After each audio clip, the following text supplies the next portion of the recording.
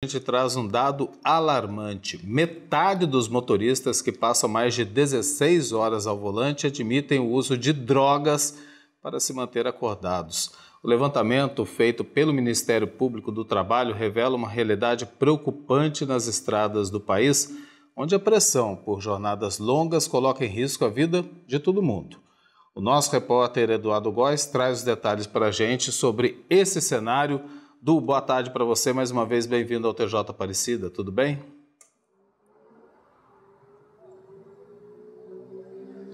Boa tarde, Edu, tudo bem, graças a Deus. Uma boa tarde para você, para a Letícia, para a Rayane e para todos que estão nos acompanhando. Essa notícia ela é muito preocupante, né, que você tá trazendo para a gente, porque dirigir cansado sobre os efeitos de substâncias ilícitas é muito preocupante, porque isso pode gerar acidentes e até mesmo mortes. Eu quero conversar com o Alexandre Freitas, aqui da Polícia Rodoviária Federal. Alexandre, seja muito bem-vindo ao TJ Aparecida.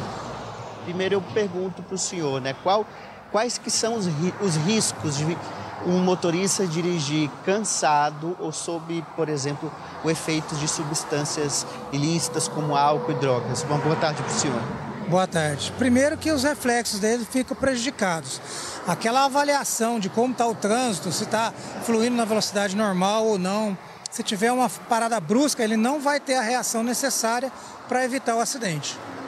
Agora, é possível, por exemplo, numa ação de fiscalização, identificar que aquele motorista está cansado? Como que vocês fazem? Nós utilizamos duas formas. Uma, ou é a papeleta que a empresa manda o motorista preencher, onde ele vai anotando os pontos de parada, que hora que ele começou a dirigir, que hora que ele parou, que hora que ele dormiu, ou através do disco do tacógrafo, que a gente faz a inspeção das quantidades de horas trabalhadas dirigindo e as horas de descanso. Quais as orientações que a Polícia Rodoviária Federal dá com referência a pausas e descansos, principalmente para aqueles motoristas profissionais, caminhoneiros, por exemplo? Nós fazemos palestras, geralmente em pontos de apoio aos caminhoneiros e também nas bases nossas, como parte educativa. Na parte de autuação, quando nós flagramos, nós orientamos ele para que ele pare no primeiro posto, mais próximo da abordagem, para que ele possa fazer o descanso e não continuar a viagem.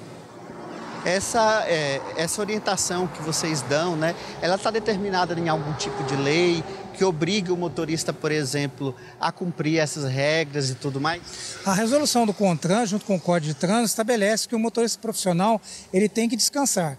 Então, se ele é de ônibus, ele tem um tipo de descanso, se ele é motorista de caminhão, é outro tipo de descanso. E nessas palestras a gente passa todos os horários que ele pode dirigir. Por exemplo, o motorista de caminhão, são 5 horas e meia, ele tem que fazer um intervalo de meia hora. Ele pode fracionar isso. E muitas vezes o motorista não sabe que ele pode fracionar. E outra dúvida que eles têm é que o descanso de 11 horas ininterruptas é para ele parar o veículo e descansar. Muitas vezes ele para o veículo, ele movimenta o veículo para ir de um galpão ao outro, aí ele quer ir num posto de gasolina para poder jantar ou tomar banho, e aí o descanso dele é interrompido, ou seja, ele não efetivamente fez o descanso. O senhor poderia reforçar, por exemplo, para quem está nos assistindo em casa, que muitas vezes é motorista profissional, ou até para quem vai sair mesmo de casa para um passeio, sobre a importância de que você também é responsável pela vida do outro e é preciso se cuidar no volante? Sim, em relação aos motoristas profissionais, é o planejamento da viagem. Saber os pontos de parada, se ele tiver um imprevisto na viagem, onde ele pode pernoitar, não chegando naquele ponto que ele planejou, um ponto alternativo. Para o motorista de automóvel, não dirigir cansado, que muitas das vezes ele vai dormir com os olhos abertos e nem vai perceber. Quando ele verificar a situação, ele vai acabar se envolvendo no acidente. Então, o planejamento e o descanso é fundamental numa viagem na rodovia. Alexandre Freitas, muito obrigado pela sua participação aqui no TJ Aparecida.